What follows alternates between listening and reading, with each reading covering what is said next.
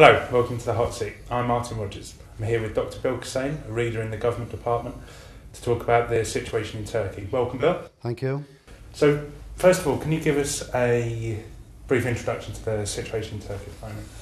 Well, there's been almost a week of a sit-in protest at the centre of Istanbul and many other urban centres in Turkey, largely triggered by protests over a decision to kind of redesign urban space in the centre of Istanbul, a park being converted into a shopping mall.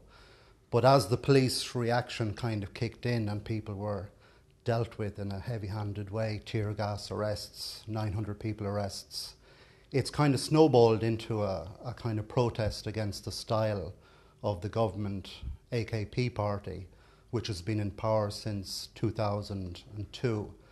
So one of the things about it, which is quite unique, I think, is it's very difficult when you look at the people who turn up at these protests to say they fall under one kind of sociological or ideological category. What they have in common is dissatisfaction with the way the country is going, the way it's governed, the personality of the Prime Minister. And if you look back historically in this kind of last 20 years, it's really unprecedented in a way because the first kind of instance that ever came out, I mean, Turkey doesn't have a very strong protest culture.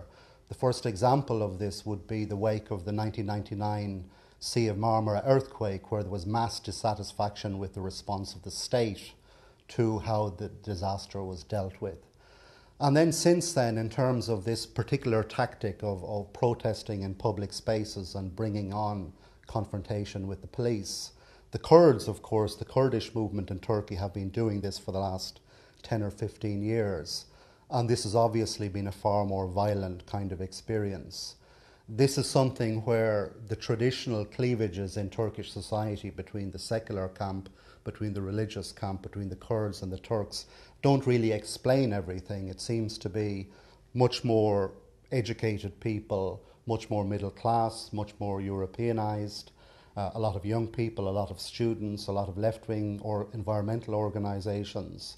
And they can't be marginalised in the way that the Kurds were in the past, because the main Kurdish conflict was taking place very far from the urban centres of Turkey and very far from the TV channels. So it really is something quite unprecedented, because that first kind of dissatisfaction over the handling of the earthquakes wasn't really directed at a style of government or an individual party or the way in which that party was coming to dominate the country. So this is unprecedented, and it looks as if they're determined to fight on, and that at the moment there doesn't seem to be very much sign of the two finding a compromise. So how legitimate are the concerns about whether Erdogan is a dictator, his control over things like the media and the Penguin documentary being the prime example, and is there an influence from the Arab Spring in there? Yeah, I wouldn't say it's quite the same as the Arab Spring protests, because this is not an unpopular government. It has mass support. B, it's delivered economically, and 3, it's won 3 democratic elections on the trot. So how legitimate are the concerns? The question really is, firstly, whether or not there is a long-term agenda to slowly Islamicize Turkey is beside the point. In these specific instances, for example, the ban on alcohol after 10 o'clock, perception is what matters. And this is a cumulative thing, because this government, when it first came to power in 2002, for 3 or 4 years, it pursued a kind of democratization program. And it's kind of stepped away from that, and it's become more heavy-handed as time went on. So the perception is there. Now, in terms of how legitimate it is in a political culture to argue that the standard of democracy in the country is not high enough in terms of people's expectations, this is, of course, is a legitimate part of any kind of debate. So it is legitimate, but I think the term dictator, there is a dictatorial style, and there is a style that benefits from defining things and political issues in highly polarised ways. And there is also, I suppose, in the last 6 to 9 months, a general appreciation that the current process of writing a constitution is going to be redirected so that a full presidential system emerges in which Erdogan, who cannot continue more than his third term as prime minister, then becomes president. Now, when you consider his reaction to these particular protests, which is to say, oh, this is a plot of the old guard in Turkey, or all these young people, or a lot of them are kind of terrorists, he's playing on the things that have succeeded in the past.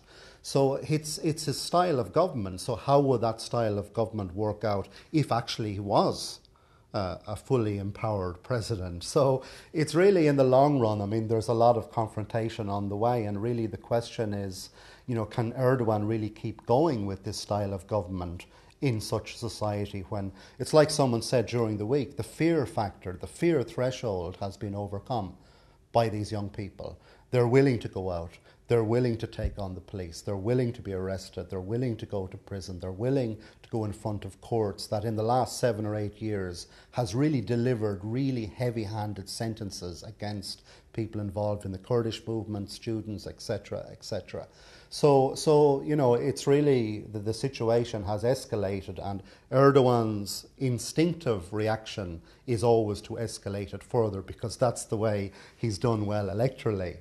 But I wonder, you know, he's also not a fool, and his government has often done good things as well.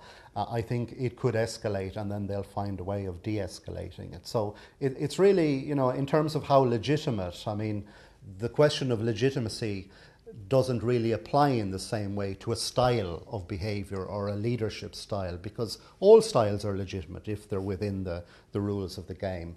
But I think the contradiction is that this economic transformation that the governing party is popular for is also making for a society where people are better travelled, better educated, they have higher expectations, they're more self-assertive. And this is in a society that until recently was one of the most state-dominated societies that we can think of.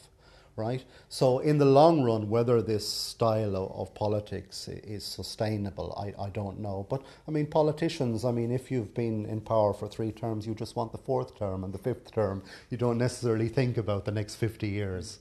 In terms of perhaps from the politics, what are the geopolitical implications? It's an important strategic country. There's the EU membership, there's a large border with Syria, there's the influence of the UK, US, EU. So how does all of that look at the moment? I would say kind of 3 things. I think in the first case, this geopolitics aspect with Syria, with Iran, with the Kurdish kind of potential state in northern Iraq, with the Kurdish issue within Turkey, these are all high priority issues for all the external actors involved. And until now, particularly with the United States, their approach to Erdogan and his government has always been conditioned by the fact that they need a strong Turkey and a cooperative Turkey in the Middle East. For the European Union, they have to ask themselves the question of whether they're going to do like the Americans did, prioritise A, the foreign policy questions, B, the economic transformation, and relegate the issue of democracy to the 3rd position. But the problem is that A, on an ethical grounds, the European Union, it faced a problem back in 2002, which is if you want to move Turkey forward in your direction, who do you deal with? The old military secular camp or this very dynamic, seemingly democratic AKP project? And they decided to back the AKP, and for the first 3 years there was this series of reforms that were intended to move Turkey closer to the EU. But the EU could be criticised, A, for simply backing the winner and not realising that at a certain point the winner turned out to be a bit more of a winner than they expected them to be.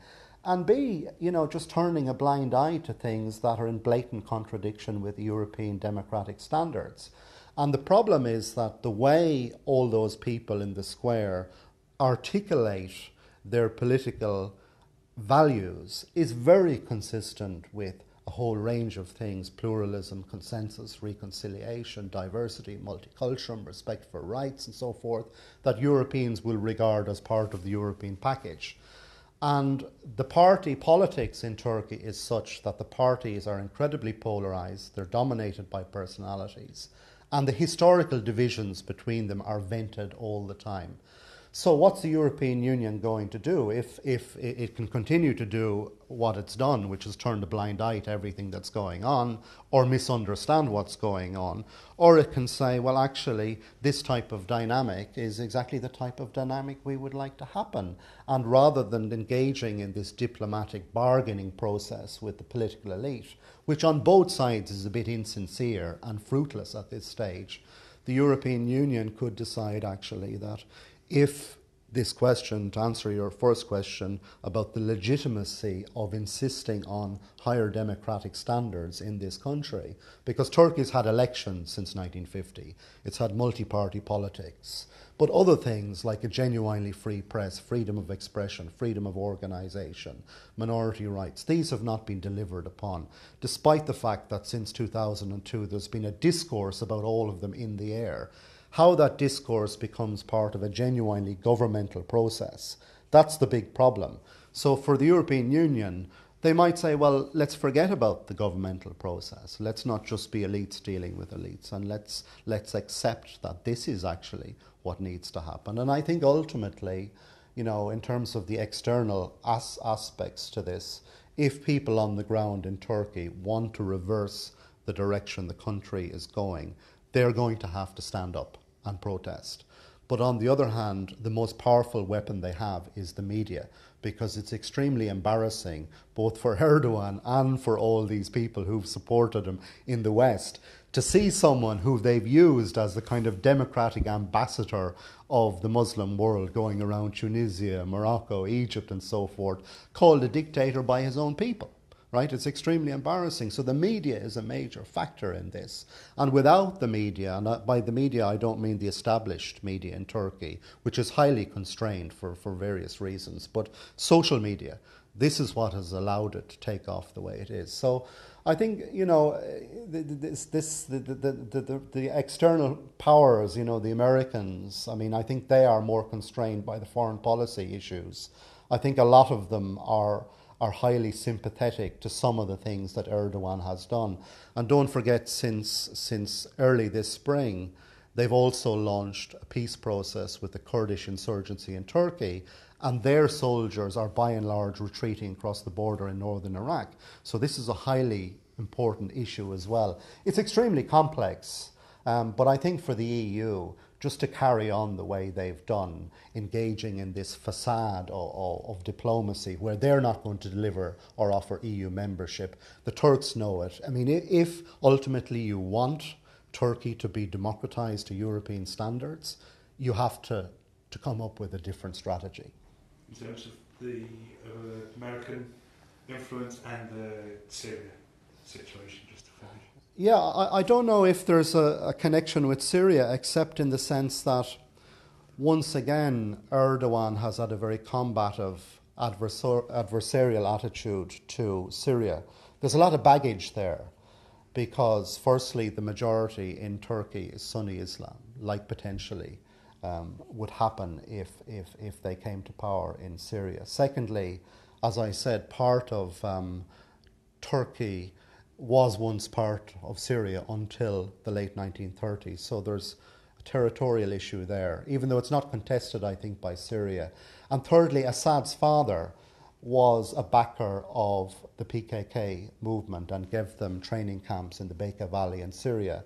And actually, Turkey had to more or less threaten war to get Abdullah Öcalan, the leader of the PKK, kicked out of Syria. So there's all sorts of things there. But I suppose in terms of these protests, it's a question that the British have to answer as well, is that, you know, faced with Syria, you know, is this partisan adversarial taking sides approach going to work? Now, in Turkey, what Erdogan has done in the foreign policy sphere has had domestic benefits in electoral terms. But I suppose some of the people who are protesting would probably see a government that is trying to engage fully with the whole Middle Eastern context and sacrificing what was early on the whole pro-European accession process and so forth. So I think, you know, the Syrian thing, I can't see it being a big issue for the protesters. But I think for the outside powers, the people who could twist Erdogan's arm. I mean, for them it's a huge priority, and the thing that's not been discussed at all as part of these protests, because it's not an essential element of them, is this possible peace process with the Kurdish movement, because this, of course, there are Kurds in Syria. The PKK is influential in northern Syria. There's the Kurdish enclave in Iraq, the autonomous region in Iraq. And then the PKK in Turkey is moving out of Turkey. Now, what seems to be the case is some kind of deal has been done, but it hasn't been made transparent. And there's two problems with that. One is there's this suspicion that in return for Kurdish support for a presidency, which will make Erdogan more dominant, Erdogan will deliver some Kurdish demands as part of the constitution-making process. And this will exclude others who won't accept either of these things. So the Kurdish movement in Turkey, which has got a democratic dimension, but it's also got a purely nationalist dimension, might have to decide, are our sectional interests more important than our support for democratization more generally? And I think for the Americans, I just can't see, this is a Cold War alliance. And the Cold War alliance, paradoxically, has become even more important after the Cold War in the Middle East. Are they really going to, with Syria and Iran and Iraq, can they really antagonize Turkey? And then again, it's a question of how the population view Erdogan. Legitimacy, is electoral legitimacy enough? It was the same question here with Thatcher. She won elections on the basis of a plurality of the vote, stood on a lot of people's toes, was very adversarial, everyone knew which side, but there was a debate about legitimacy too, and it's domestically that's where that debate must take place, and I think as regards the Americans, I can't really see them changing position. Okay, all right, thanks very much, Bill. Thank you.